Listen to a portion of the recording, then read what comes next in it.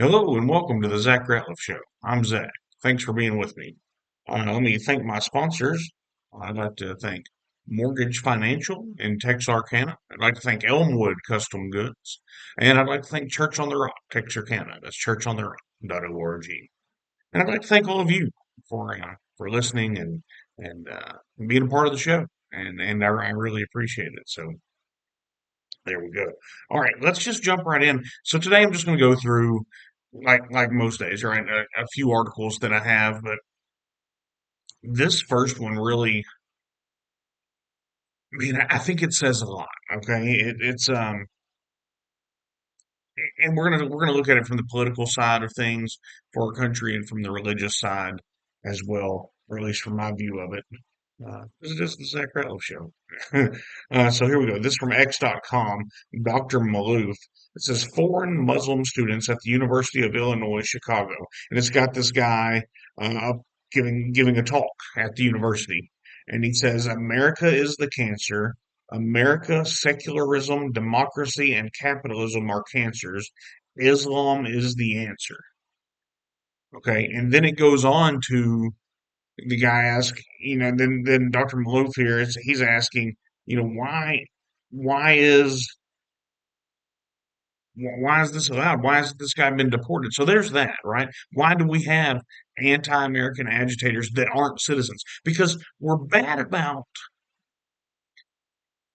giving our rights to people that don't have them. If you're an American citizen, you have the freedom of speech. But if you're not, don't come in here as a foreign actor and then we don't have to allow that. Go to any other country and start talking about how bad they are. Even if you're a citizen for that matter, but if you're not a citizen, especially. So if you're not a citizen here, you don't have the rights that citizens have. We're bad about assigning all of our rights to everybody that's walking around, and that's just not the case. Generation upon generation of Americans have fought to maintain those rights. They were for us. So there's that. But then here's the other thought. And, there is very little, if anything, that I agree with uh, the Muslim religion, the Islamic faith, other than the fact in the Quran where it says everything in the Bible is true, right? And so they're therefore making the Quran untrue. But that being said, why? I'll give them credit here, is what I'm trying to say. They are for the Muslims, the people of the Islamic faith. They're not afraid to tell you what they believe. So much so that in certain parts of the world, they'll kill you for it. But even here, they're not afraid to stand up at the university and say, this is the way and you're wrong. However, if you pray, if you think about praying before dinner in front of the wrong people, you might not want to make them uncomfortable. You might not want to hurt their feelings. Well, it's not about feelings. For me, anyway. The greatest sin is the sin against the Holy Spirit. We should talk about our faith. We should be, and be unencumbered about it. And I have to admit, I've had a lot of times in my life, even having this conversation on this platform, right?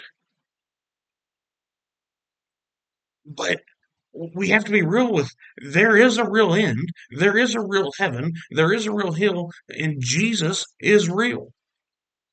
It doesn't bother, like I said, the Islamists to talk about their faith. It doesn't bother them to go into our universities and they're not even from here and talk about how wrong we are. Yet we can't stand up for what we believe. You can be seen going to the coffee bar at the church on Sunday, right? You can say, "Oh, I go to whatever Third Baptist Church over on the hill, or St. Edward's, in whatever parish." That's fine. But to actually talk about what's going on, to actually talk about your faith, whoa, whoa, Easy. There's two things you don't talk about, publicly. And that's politics and religion. Throw money in there if you want. No, that's what we should be talking about. That's a lie that we've all bought. You should talk about your faith. You should talk about your politics. That way you can align with it, and that way everybody knows where you are. Hey, I'm for Jesus. Number one. Does that mean I'm perfect? No. Does that mean I think I'm perfect? Absolutely not. I am far from perfect, except for these stunning good looks. But I'm far from perfect, and so are you. However, Jesus accepts us as that, and then through sanctification and accepting Him, we can grow more and more in our faith. Does that mean as soon as we accept Jesus into our life that we're done? Everything's perfect? No. If anything, it gets harder. But we can't be afraid to talk about it. We can't be afraid to talk about it in the public discourse. We have areas of Texas uh, that people from the Islamic faith are coming into, taking over, building communities, and not allowing anyone that doesn't think like them in. Try that with the Christian faith. You will be, well, number one, it's illegal, it's against our laws. But then, from not even the faith standpoint, for them to say, hey, we have to overthrow this government. Whoa. And that's the thing with Sharia. Sharia is the government of Islam. So just on a political stance, uh, you can't have a foreign government in our country. We have to not be ashamed of our faith. And if you're not of the faith, okay, you don't have to be. But I'm not worried about offending you, just like uh, a Muslim person isn't worried about offending you. Because if I truly believe, which I do, that this is the way for your eternal soul, why would I not want you to know? Why would I be ashamed to tell you? Why would I be worried about your feelings? How much must I hate you to not tell you the way to get to heaven? Right? And I don't hate any of you.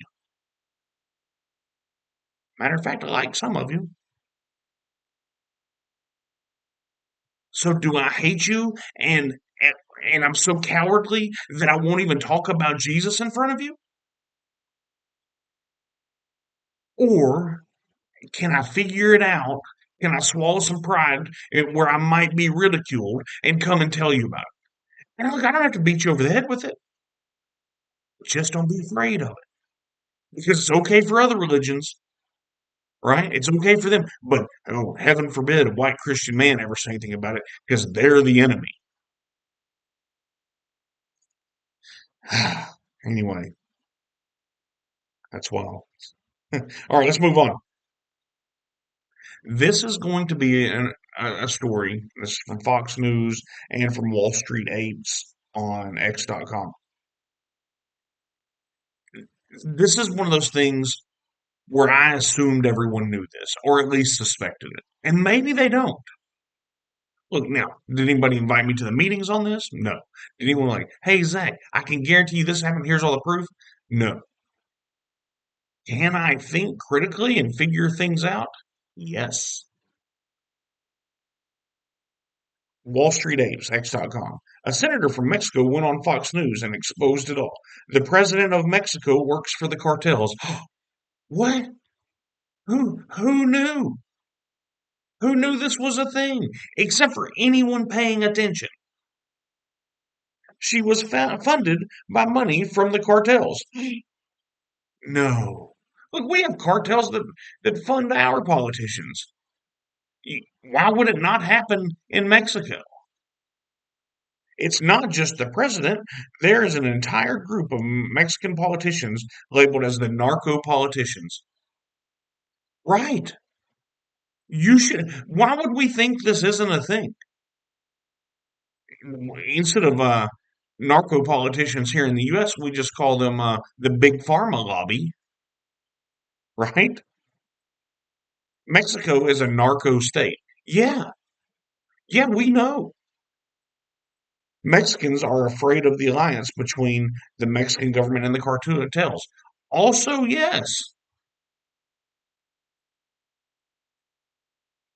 There's a political party in Mexico that is financed by the cartels. Yeah, you just said that. Funded by the money from the cartel. Anyway, it just goes on. The president of Mexico, Claudia Sheinbaum, doesn't want this information getting out. I didn't think we were hiding it. I just assumed everyone was okay with that, and that's why no one ever did anything about it.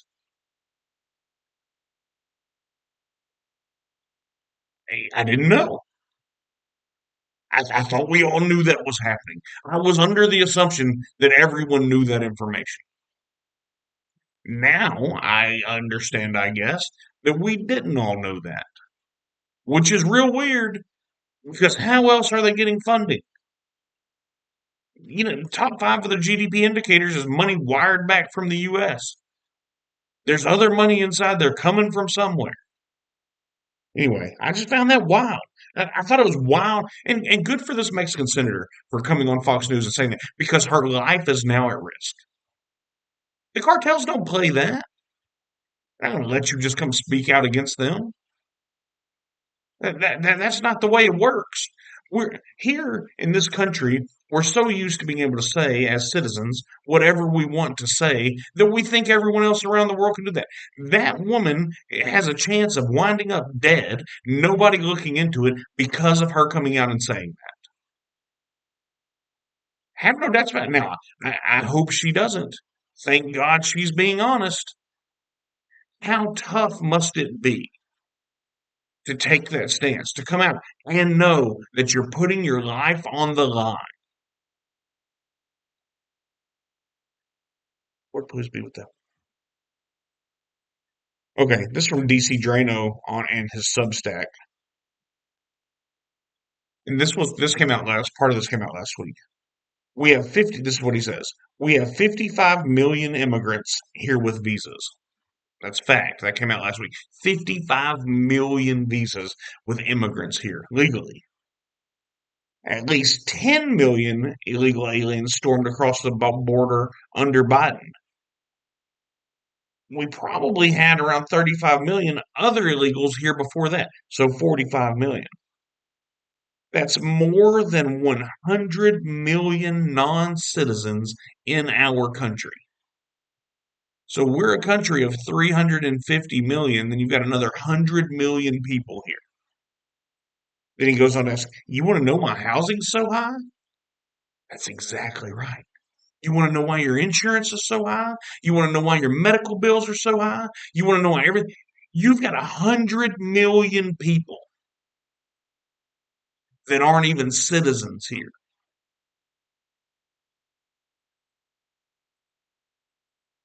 It's like there's a plan.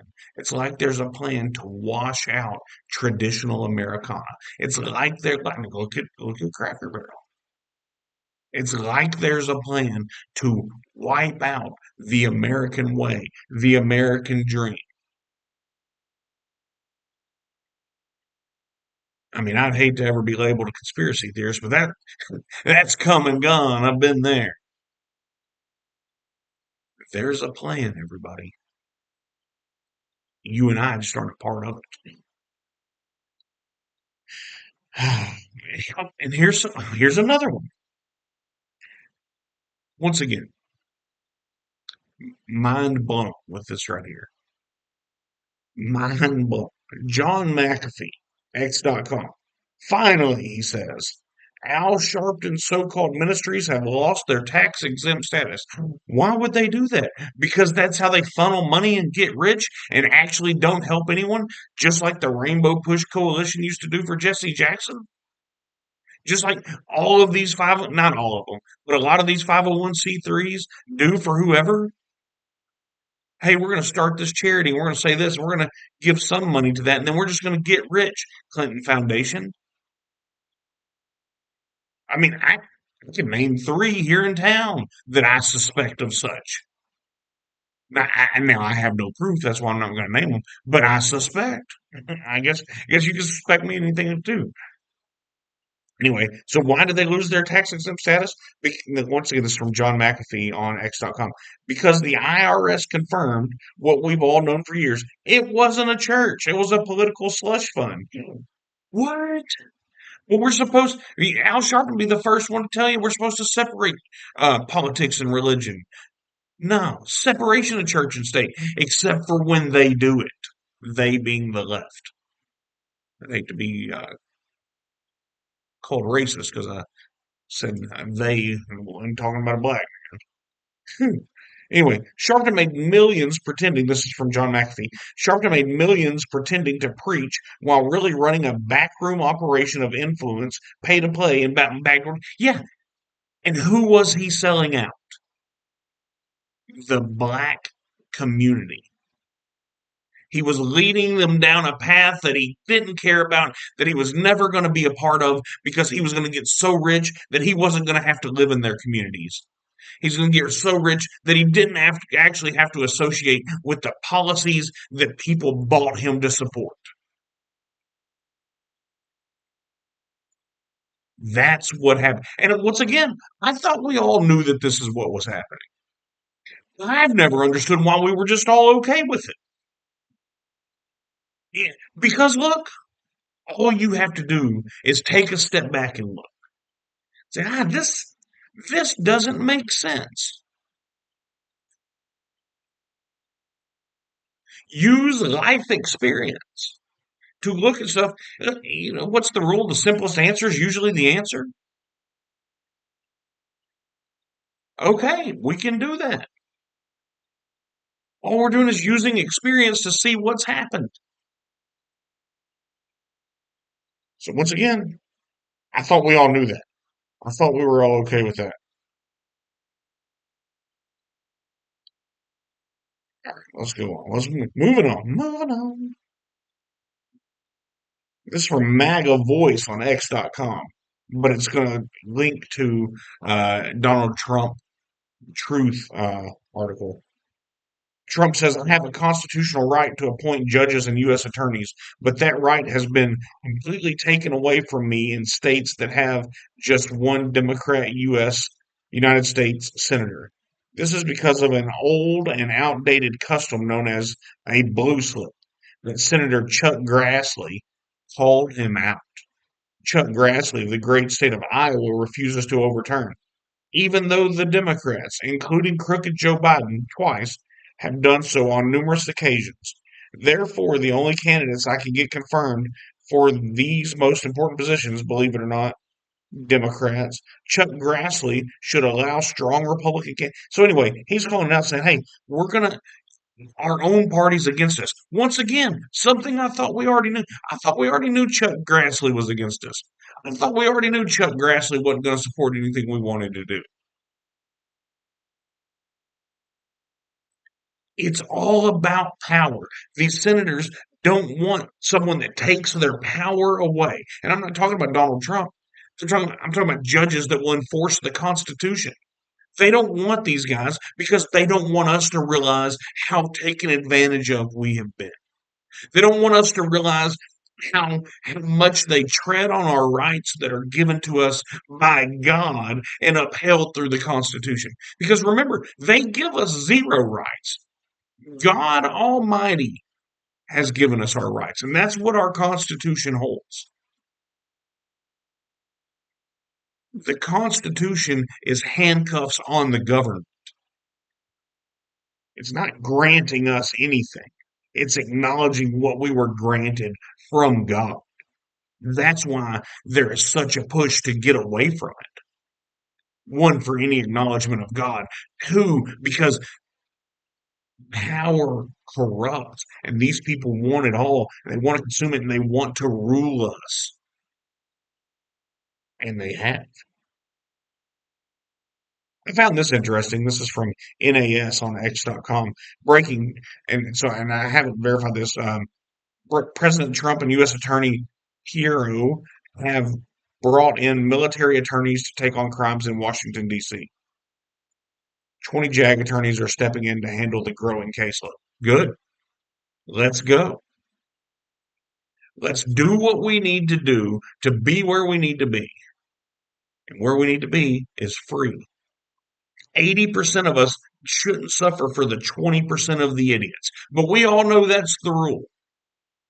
Right. We all follow laws put there to maintain and contain 20% or less of the population that just refuses to follow laws. That's the way it's always been. That's the way it will continue to be. We just have to be aware of that. And we need, oh, and I'll get to this on the Mandami thing up in New York. I'll get to that. Well, actually, let me just step up to it. Breaking. Zorhan Mandami seeks to end all misdemeanor charges in New York City if elected mayor. What? You're not going to have any misdemeanors? How crazy is that? Once again, because they're going to unleash the lawless. There's going to be no accountability. So I asked Grok, which is my uh, chosen AI, um, hey, what is considered a misdemeanor in Texarkana, Texas? Just so I knew. So I had an understanding, a base of what possibly, maybe it's not so bad, I thought. Class A misdemeanor is the most serious of misdemeanors, punishable by up to 1 year in county jail or a fine of $4,000. So these are things that if Mandami uh, were elected mayor and of here, that would just be okay. Assault causing bodily injury, um, theft of property between $750 and $2,500. First offense, DWI, resisting arrest. In Texarkana, it says local context. In Texarkana, Class A misdemeanors are handled by the Bowie County Precinct 1, Place 1. Okay, good. Class B misdemeanors. Possession of 2 ounces of marijuana. Criminal trespass. You can't even tell somebody to leave your property. DUI, driving under the influence but not while intoxicated. Harassment. Reckless driving. Disorderly conduct involving firearms or deadly weapons. Class C misdemeanors, which they say is the least, punishable. Public intoxication. Had a lot of bad jokes right there. Disorderly conduct. Minor in possession. Petty theft of property. Traffic violations. Curfew violations. All of this would be allowed under Mandami if he became mayor of Texarkana. However, he wants to be mayor of New York City, and he's going to have zero misdemeanors.